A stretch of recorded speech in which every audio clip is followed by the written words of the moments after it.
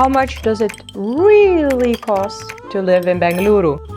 Now, electricity prices, alcohol is quite expensive in Bangalore. Bangalore has food for every single budget. I was just baffled how low the prices are. 8K, my friends.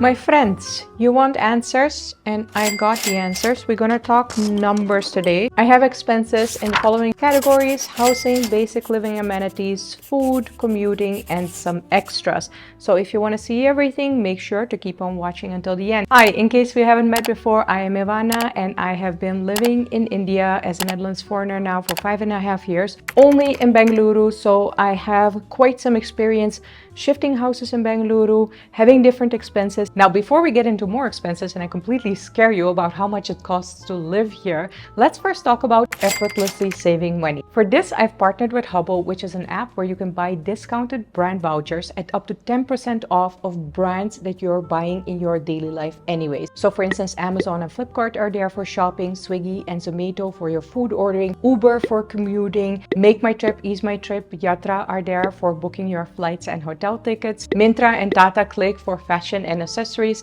and some of my favorites, Third Way Coffee and Starbucks are also there. The card can be bought for any value and used multiple times for any amount without the use of any credit cards or other coupon code. Also, you're not missing out on the regular brand discounts because you can use the Hubble discount on top of that. Now, while it initially may seem like small amounts, around 100 or 200 rupees depending on your spending, I know this is exactly how I saved up for my big world trip back in the days. Basically, you just have to start using Hubble, get the discounts, and enjoy a seamless paying experience without having to enter any UPI PIN or other codes. See, if it's services that you're using in your daily life and during your travels anyways, like for instance commuting with Uber, ordering food on Swiggy and Dine Out, then getting discounts on these services is basically free money that you're now saving and you can use while you're traveling. Download the Hubble app with the link below. Use my coupon code Ivana1 to get an extra discount on your first purchase on Hubble and see how much money you can save on your expenses, because expenses, there will be, my friends. Starting out with the first category, housing. I have heard so many people complaining in the last year, I think, about the housing prices in Bangalore going to astronomical heights. And I honestly have to say that I think it is a lot of hysteria to create FOMO. When I look at the Facebook groups, Flats and Flatmates in Bangalore, I see so many options where the rent is still, well, it's decent. Like obviously it has gone up from when I moved to Bangalore in 2018 to now in 2023, but I think that's also normal. So the rent back when I moved to Bangalore here was commonly, I would say 20-30K for a 2 BHK. Back then the rent for my apartment was 20,000. Nowadays I think I would be paying 30,000. Currently I live in a 3 BHK which I share once again with a flatmate. My previous home was also a 3 BHK which I shared with a flatmate. So I usually split the rent if I am living in an apartment in Bangalore. If you want to truly live on your own and have a 1 BHK, I think the least that you will have to pay, you know what? It depends on the locality. Let's talk localities because that is something really, really important if you want to find a really nice home in Bangalore. There are many famous and popular localities to live in. So obviously the area around Ulsor Lake, Halasuru is very popular. Sivancheti Gardens, I lived there. That was a 3 BHK and that is also where I paid the most rent. That was 50K for a penthouse pre-pandemic. So don't get carried away with that price. The range is between 55K up to 1 lakh, but on top of that you also pay society costs of 12K. But on average, I think the prices there are nothing less than 65K, 70K for a 3 BHK. Now, if you want smaller housing or if you maybe want to rent a room, I think you should count on maybe 20K in that area because you're literally almost in the city center of Bangalore. Now, if you're choosing Indranagar, again, that is a very popular neighborhood. So obviously the prices there will be higher. However, I have also seen 3 BHKs there for 50K, rooms for 15K, 20K. I think it just depends on how you're looking at the houses, how much patience you have, how much time you have. Now, why is the locality so important? The commuting or the traffic in Bangalore is literally the worst in the world. Therefore, the rule in Bengaluru is that you live as close as possible to your work so that you don't spend too much time in traffic. That is also what I did back in 2018 when I shifted here near Indranagar. But yeah, my favorite place was Osor, and now I'm living a lot more closer to the airport. Places where I personally would never live are Koramangala because the traffic there is so bad. That is also, I think, why the prices for housing have risen the least in Koramangala. Places where I also wouldn't want to live, Whitefield, Electronic City, simply because they don't make sense for me in terms of where I usually work, where my friends live, the places where I usually go. If I'm traveling, I have to be close to the airport. We're talking numbers, friends.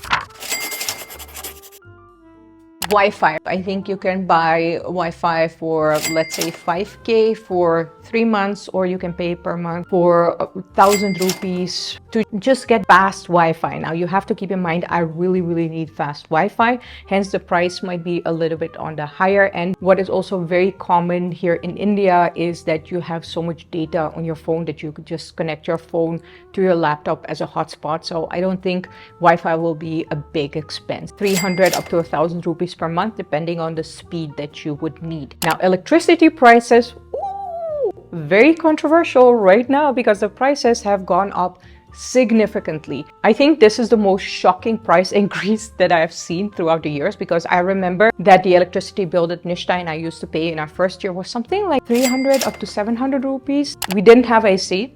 I want to put that like in bold here. Now, if you do take AC into account, the prices will drastically and exponentially rise. Now imagine going from 300 to 700 rupees per month with just a fan to having AC. It already became 4,000 rupees per month back in 2020. And now we have come to, my friends, 8,000 rupees per month, if not 10. I know some residents in Bangalore are already paying 10K a month for the electricity because the electricity prices have really gone up. During the summer season, my home has huge windows, which means that it heats up a lot because the sun is constantly on those windows. In my previous home, where it was 4K, it was a lot darker, so there was a lot less sun and there was a lot less need to use the AC. But here it gets really hot. So do keep that in mind with the modern design of the home. If there are a lot of windows, it's going to heat up a lot, especially during the summer, and you're going to see that in your electricity bill. 8K, my friends. Ooh. The water bill, I have to say, has always been quite okay. It was never anything significant. If it is like 2K a month, that would be a lot. But if you do have a geyser, obviously, again, electricity costs, your electricity bill is going to go up. Another basic living expense, which is probably a luxury to a lot of foreigners who don't understand this way of living in India. But for a lot of Indians, especially even lower middle class and anything up, a domestic help is quite an essential to manage your daily life. India is a dusty country. You have to clean your home every single day. The sweeping is very much necessary. So a domestic help, I feel, is also an essential living cost. The prices for domestic help, I would say in Bengaluru, vary drastically depending on the locality that you live in. So if you live in a little bit more, simple neighborhood, not in the flashy city center of Bengaluru, then I think the prices would be around 1,500 per month, which you can split amongst the roommate. Then if you are living in a more fancy society, it will definitely go up to 3,000, 4,000 rupees per month. And if you're living in a really fancy society, they will go up to 6,000, 7,000 per month, depending on the kind of work that you want done. So what I always used to have is somebody who comes in and does the dishes, does the sweeping, cleans the washroom once a week. Now I have a domestic help that really helps on a daily basis from the early morning until the evening, because I have a dog, so the dog also has to be taken care of. And for that, the prices go between 10,000 for a live-in domestic help up to 15,000, 20,000, depending on what kind of chores and tasks you want them to do. 3,000 up to 4,000. I think that would be kind of the average price for just doing the dishes and also sweeping, cleaning the washrooms. It also depends on how big your apartment is. So obviously if your apartment is bigger, then you're going to pay more. A big recommendation here is just to ask your neighbors what they're paying for their domestic help. And usually I will hire the same domestic help if she's taking on more work as my neighbors, because that way also the safety is kind of guaranteed of like who you are letting into your house. Let's talk one of my favorite topics, food. The good thing about Bangalore, which I call the hipster capital of India, is that there are constantly new fancy places opening up, but that the prices of the food are not always that fancy. In terms of prices, I would say it is an in-betweener. It is definitely not as expensive as regular 5-star hotel restaurants, but it is also not regular dabba food. Bangalore has food for every single budget if you're eating out, of course. So you can go to Vivipuram Food Street and you can get street food there for what? Maximum 150 rupees. You can even order on Swiggy for as low as 150 rupees, including the delivery cost. If you're going for a fancy dinner, I think the prices vary from 2,000 rupees up to 10,000 rupees, depending obviously on how many people are there, how much food you're offering, and if you're drinking. If you're drinking, I would definitely add nothing less than 20, 30, up to 50% of your dinner costs to the price, because the alcohol is not cheap in Karnataka. I just recently went to an alcohol shop in Delhi and I was just baffled how low the prices are. So yeah, alcohol is quite expensive in Bangalore. You can definitely get a beer in a restaurant for, let's say, 200 rupees. But in fancy places, it's going to be 400 rupees. If you're ordering wine, it's going to be 750 rupees. If you're going for like vodka or something, I think it's also going to be at least 750 rupees, if not even more up. But because Bangalore also has a lot of microbreweries, I think beer is kind of like the cheapest kind of alcohol that you can get. Alcohol is definitely not cheap in Karnataka, but if you're managing, I think it is still doable to, you know, go out and grab a couple of drinks, or if you want to add some drinks to your dinner. Food in daily life, I would say that the groceries are going to be anywhere between 1,000 rupees up to 3,000 rupees per week, depending on how fancy you want your groceries to be. I mean, do you want all A-list brands, or do you just want, you know, just some dal chawal and simple food? That is definitely going to make a big difference in the price. Also, I think it makes a big difference in the price if you are veg, which is me, I am vegetarian,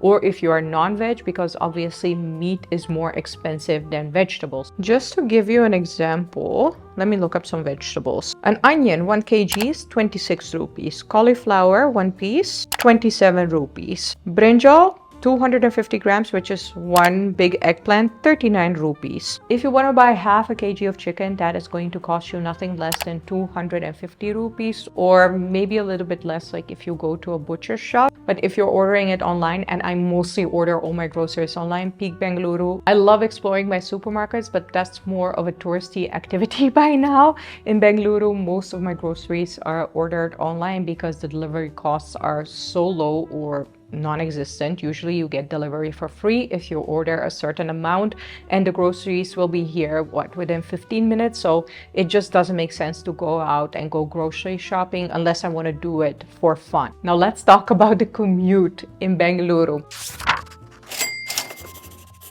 A lot of people have asked me, Ivana, why don't you have a two-wheeler? Why don't you go around Bangalore on a scooty? Why don't you buy a car? It doesn't make sense financially. The money that I would put in a two-wheeler, in the gas, in the insurance, and then on top of that also risk my life driving around Bangalore, it doesn't compare to the, 3-4 times a week that I go out and I just order an Uber or a Rapido. An average price of my ride is, let's say, 250 rupees with an auto. And autos, in my humble opinion, are much faster than cars. Cars are so big and bulky in the Bangalore traffic. Throughout all these years, I have learned the hard way that it takes me at least 20 to 30% more time to reach my destination if I take a car versus taking an auto. However, if you have other experiences with a two-wheeler, let me know down in the comments below, because we're talking numbers, my friend.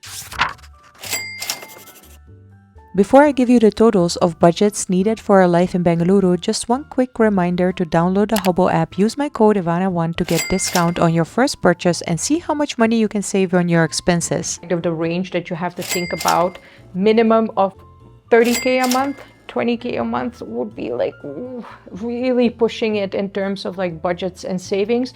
But then 1.5 lakhs would be a very, very comfortable life in Bangalore. I have a lot more videos about Bangalore waiting for you. Just click the links down in the description below or click here to watch more.